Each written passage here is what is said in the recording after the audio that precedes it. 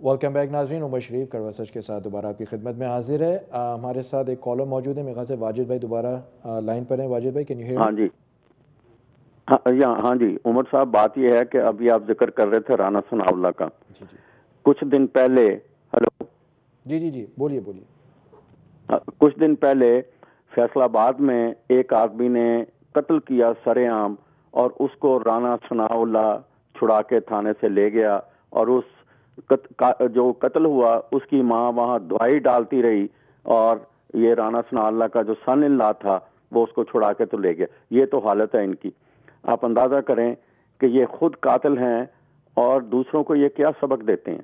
ٹھیک ہے جی. پھر اس کے بعد ان کے جو رشتہ داریاں ہیں وہ انڈیا میں ہیں.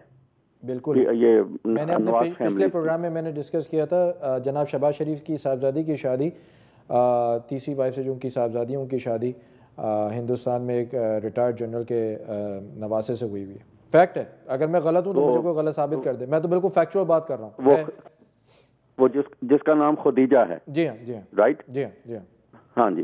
تو اس لیے تو یہ سلمان شہباز نہیں بغیر پاسپورٹ کے انڈیا آتا جاتا رہا اور وہاں سے 40 بندے بلوائے.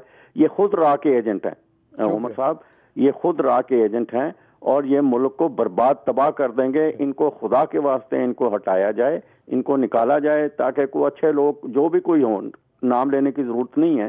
اللہ تعالیٰ انشاءاللہ یہ ہماری خواہش پوری کرے گا اور کوئی اچھے لوگ آئیں گے اور صفائی کریں گے. بہت شکریہ، بہت عنایت واجد بھائی دوبارہ کال کرنے کی. میری بھی یہ دعا ہے ساتھ تمام پاکستانیوں کی، چاہے وہ پاکستان میں رہتے ہوں یا پاکستان سے باہر رہتے ہوں، کہ کوئی نہ کوئی ایک مرد ہان ضرور آئے گا پاکستان میں جو کہ ان لوگوں کا قلہ قمع کرے گا. اور اللہ تعالیٰ نے ان کی رسی تھوڑی ڈھیلی چھوڑی ہے، لیکن جب اللہ تعالیٰ کی پکڑ آتی ہے تو وہ پکڑ بڑی خطرناک ہوتی ہے. میں جو اوکاڑا کے واقعے کا ذکر کر رہا تھا اور اس کو میں نے کمپیئر کیا ہے آپ کی خدمت میں، جو کہ وال اسٹریٹ کی خبر ہے. آپ اگر آپ کو موقع لگے ناظرین، یہ 60 پیج کی U S department of state کی رپورٹ ہے پاکستان کی for the year 2015 human rights کی اوپر. یہ پوری ان کی کمپلیٹ رپورٹ آئی ہے.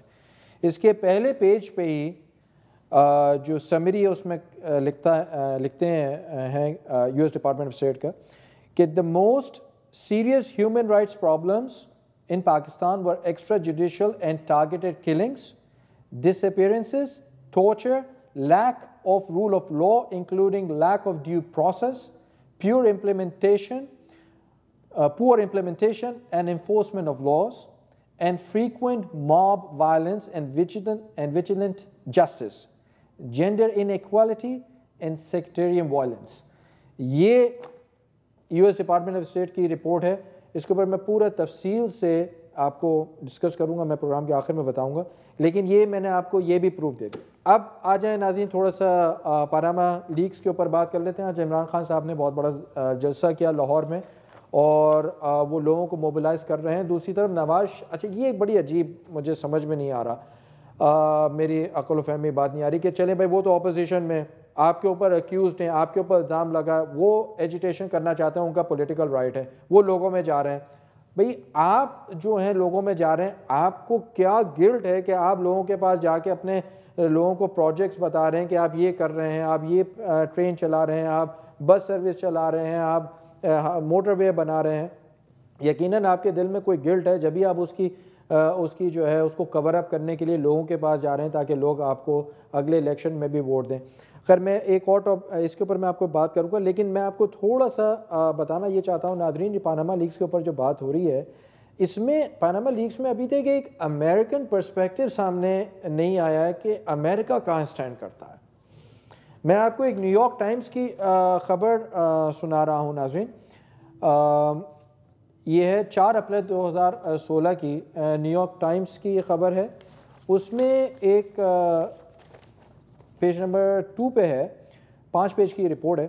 The leaked documents drew immediate attention in the think tanks from officials in Washington in America, who could be interested in using them as a roadmap of diplomatic, financial and even criminal dealings around the globe that are connected to the United States and its financial systems. تو ناظرین میں آپ کو بتانا چاہتا ہوں کہ آنے والے دنوں میں امریکن انٹرسٹ اور اگر کسی نے امریکن فائنینشیل انسٹیٹیوشنز کو بھی استعمال کیا ہے منی لانڈرنگ کرنے کے لیے تو وہاں یہ ایک اور پینڈورا باکس بھی کھلے گا آگے جا کے. یہ خبر میری نظر سے گزری, میں آپ کے درمیان شیئر کرنا چاہتا تھا. اب آ جاتے ہیں عمران خان ورسز نواز شریف. بیسکلی یہ اگر بہت زیادہ تفصیل میں دیکھا جائے یہ دو پارٹیز کا شو اب رہ گیا, ایون دو پیپلز پارٹی اور ادر پارٹیز بھی اس میں انوالو ہیں.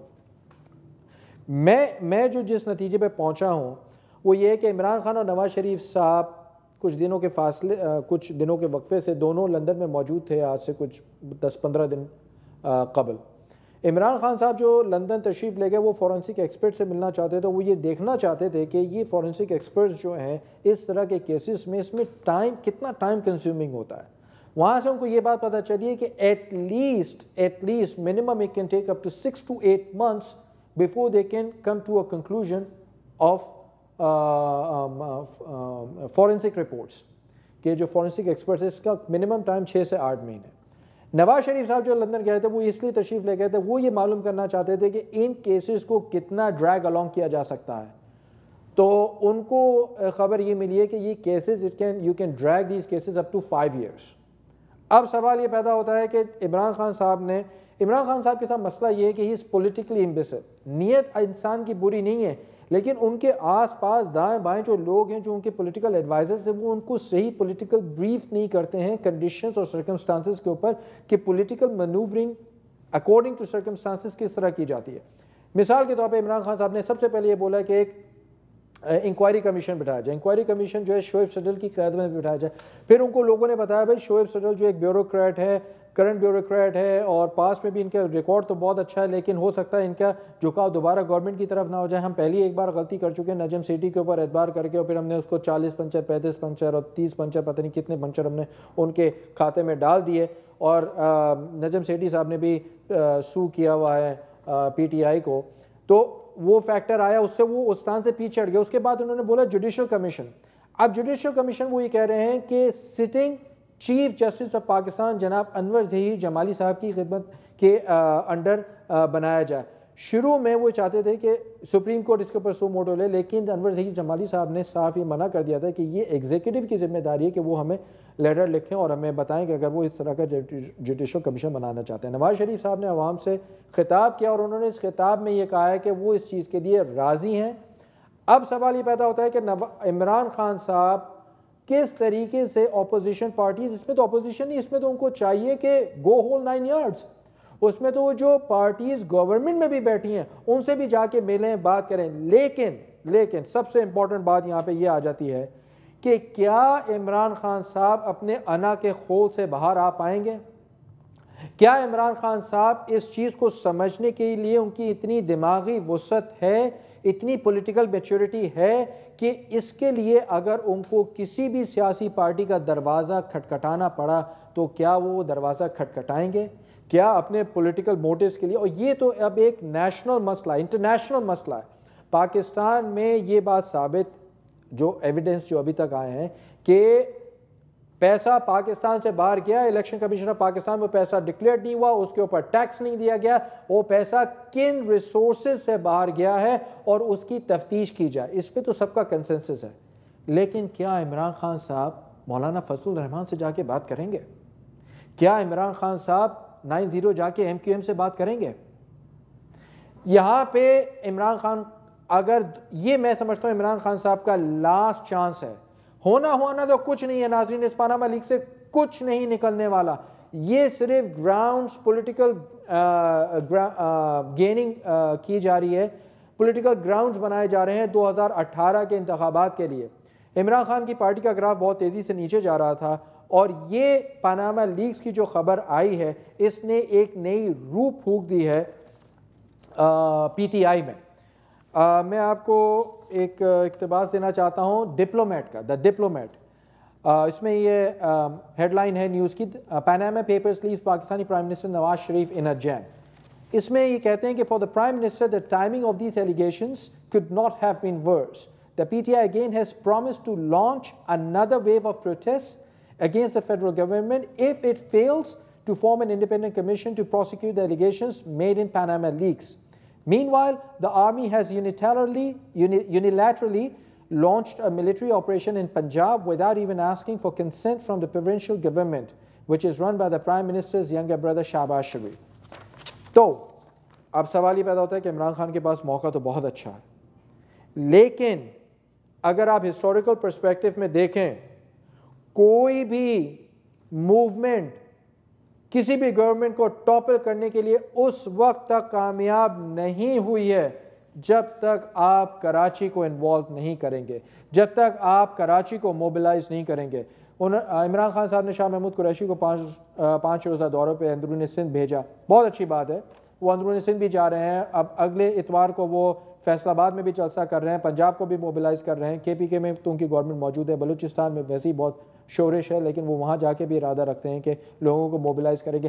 لیکن پولیٹیکل کانٹیکٹس, چاہے وہ فضل الرحمان ہو, چاہے وہ ANP ہو, چاہے وہ پاکستان پیپلز پارٹی ہو, چاہے وہ متحدہ قومی موومنٹ ہو. اب میں ہسٹوریکل پرسپیکٹو میں تھوڑا بات کرنا چاہتا ہوں. شہر کراچی کا کچھ مزاج اس طریقے سے ہے کہ یہ اپوزیشن کے لیے بہت اٹریکشن رکھتا ہے, چاہے وہ 1968-69 کی اپرائزنگ ہو against field marshal Ayub Khan, چاہے وہ 1977 کی موومنٹ ہو اپوزیشن پارٹیز کی ذوالفقار علی بھٹو کے خلاف, چاہے وہ MRD کی تحریک 1983 کی ضیاء الحق کے خلاف, یا پھر 2007 میں لائرز موومنٹ کی جو تحریک چلی تھی مشرف حکومت کے خلاف, جس میں restoration of chief justice of Pakistan Chaudhry Iftikhar کا کیس تھا. یہ اس بات کی نشاندہی کرتا ہے ہسٹوریکل پرسپیکٹو میں دیکھیں اگر کہ پاکستان میں اگر کوئی بھی گورنمنٹ کو گرانا ہے, اس کے لیے عمران خان صاحب کے لیے نہایت ضروری ہے, اور تمام اپوزیشن پارٹیز کو اگر وہ ساتھ لے کے چلیں, کیونکہ اس وقت وہ سب سے زیادہ ایکٹیو ہیں, he is voicing his opinion the most. So he has the prime responsibility to gather all the opposition parties, make them sit on one platform, اور اس کے بعد پھر وہ لانچ کریں تاکہ کلیکٹیولی اس کا اثر اور امپیکٹ زیادہ ہو. تو ان کو کراچی کو ہر حال میں موبلائز کرنا پڑے گا. کراچی کو موبلائز کیے بغیر, اپنا میسج دیے بغیر, یہ میں نہیں سمجھتا کہ یہ دھرنوں سے یا رائبنڈ کا گھیراؤ کر کے نواز شریف کی گورنمنٹ کو گرا سکیں گے. دوسری طرف نواز شریف کے لیے بھی یہ انتہائی امپورٹنٹ ہے کہ اپنے آپ کو پیش کریں جو انہوں نے پیش کیا ہے. اب 2 مئی کو ڈیسائیڈ یہ ہوگا کہ ٹرمز آف ریفرنسز کیا ہیں, اپوزیشن پارٹیز کے ٹرمز آف ریفرنسز پہ کنسنسس پیدا ہو رہا ہے یا نہیں پیدا ہو رہا ہے. 2 دن پہلے بلاول بھٹو نے تقریر کی ہے, اور بلاول زرداری بھٹو صاحب نے یہ بولا ہے کہ نواز شریف کو اسٹیپ ڈاؤن اب کر دینا چاہیے. اب یہاں پہ سوال یہ پیدا ہوتا ہے کہ بلاول بھٹو زرداری جو یہ بات کر رہے ہیں, کیا ان کا مطلب, مجھے یہ بات سمجھ میں نہیں آتی کہ یہ پاکستانی غریب عوام, پاکستانی 98% عوام, کیا ہماری زندگی, کیا ہماری زندگیوں کا محور یہی سیاستدان رہ گئے ہیں؟ زرداری لیڈ کرے گا, زرداری نہیں کرے گا تو بلاول بھٹو زرداری کرے گا, نواز شریف نہیں کرے گی تو مریم نواز شریف کرے گی, شہباز شریف نہیں کرے گا تو یہ اس کا بیٹا حمزہ شہباز شریف کا. کیا یہی لوگ ہمارے اوپر حکمرانی کرتے رہیں گے؟ کیا مڈل کلاس کی کوئی قیادت سامنے نہیں آئے گی؟ کیا کسان کا بیٹا کبھی پرائم منسٹر نہیں بن سکتا پاکستان میں؟ کیا کسی ٹیچر کا, پرائمری اسکول ٹیچر کا بیٹا کبھی لیجسلیشن نہیں کر سکتا پاکستان میں؟ کیا کسی دیہاتی کا بیٹا اوپر نہیں آ سکتا؟ یہی لوگ ہمارے اوپر حکمرانی کرتے رہیں گے؟ یہ ظلم کی کہانی آخر اس کا اختتام کب ہوگا اور کون کرے گا؟ ایک طرف آصف علی زرداری صاحب یہ کہتے ہیں کہ ہم انسٹیٹیوشنز کو بچائیں گے, ڈیموکریسی کو بچائیں گے, نواز شریف کی حکومت کو ٹاپل نہیں ہونے دیں گے. دوسری طرف آج بلاول بھٹو زرداری نے ٹوٹلی ڈیفرنٹ بیان دیا. کیا یہ بھی کوئی سیاسی گیم ہے؟ کیا یہ لوگوں کی توجہ ہٹانے کے لیے دیا گیا ہے؟ بہت سے سوالات جنم لے رہے ہیں, لیکن بہت امپورٹنٹ بات یہ ہے کہ عمران خان صاحب کو جو ان کی پارٹی کے لوگ دائیں بائیں بیٹھے ہیں, جیسے کہ جہانگیر ترین کے خلاف یہ اسپیکولیشنز آ رہی ہیں کہ 52 کروڑ روپیہ انہوں نے بھی انویسٹ کیا آف شور کمپنیز میں, وہ کس طرح اس کی جسٹیفیکیشن پیش کریں گے؟ علیم خان کے خلاف الزامات لگ رہے ہیں. ایک اور میں جو سیاسی تبدیلی دیکھ رہا ہوں عمران خان صاحب کی پارٹی میں نے اپنے غالباً پچھلے سے پچھلے پروگرام میں یہ کہا تھا کہ میں زیادہ دیر تک شاہ محمود قریشی صاحب کا ساتھ پی ٹی آئی کے ساتھ نہیں دیکھ رہا ہوں. میں اس فہرست میں آج ایک اور نام شامل کرنا چاہتا ہوں اور وہ نام ہے چودھری سرور کا. مجھے یہ محسوس ہو رہا ہے کہ چودھری سرور اور شاہ محمود قریشی دونوں سال ڈیڑھ سال کے اندر, مجھے ہو سکتا ہے میں غلط ہوں, لیکن مجھے یہ محسوس ہو رہا ہے کہ ان لوگوں کا ساتھ چلنا عمران خان کی پارٹی کے ساتھ دن بدن مشکل سے مشکل ہوتا چلا جا رہا ہے. ایون دو وہ کافی تردید کر رہے ہیں اس بات کی کہ کوئی اختلافات نہیں ہیں, لیکن اختلافات ہیں. ان دی اینڈ ناظرین, میں یہ کہنا چاہتا ہوں کہ اگلا پروگرام جو میں کرنے جا رہا ہوں, یوزلی میں اپنا ٹاپک بتاتا نہیں ہوں, لیکن اگلا پروگرام جو میں کرنے جا رہا ہوں وہ you S department of state کی 60 پیجز کی یہ رپورٹ ہے, اور اس میں ہیومن رائٹس کمیشن کے بارے میں بتایا گیا ہے جو پاکستان میں کیا ہیومن رائٹس کی خلاف ورزیاں ہو رہی ہیں. اگلا پروگرام میں انشاءاللہ اس کے بارے میں کروں گا. مجھے امید ہے کہ آج جو میں نے فیکٹس آپ کے درمیان میں نے پیش کیے ہیں, آپ کی توجہ میں نے جس طرف دلائی ہے, اس سے you have got a chance to expand your horizons and think from a different angle. امید ہے کہ آپ کو یہ ساری چیزیں سمجھ میں آئیں گی. یہ شو آپ کا ہے ناظرین, آپ جب بھی کال کریں کسی قسم کی ہچکچاہٹ کو محسوس مت کیجیے گا. جو آپ سمجھتے ہیں, جو آپ دیکھتے ہیں وہی بولیے. انشاءاللہ اگلے اتوار کو آپ کی خدمت میں دوبارہ حاضر ہوں گا. اپنا بہت خیال رکھیے گا. اگر میری کوئی بات کسی کو بری لگی ہو تو میں تہہ دل سے معافی چاہتا ہوں. انشاءاللہ اگلے اتوار کو دوبارہ حاضر ہوں گا. السلام علیکم ورحمۃ اللہ. بہت بہت شکریہ اینڈ ٹیک کیئر.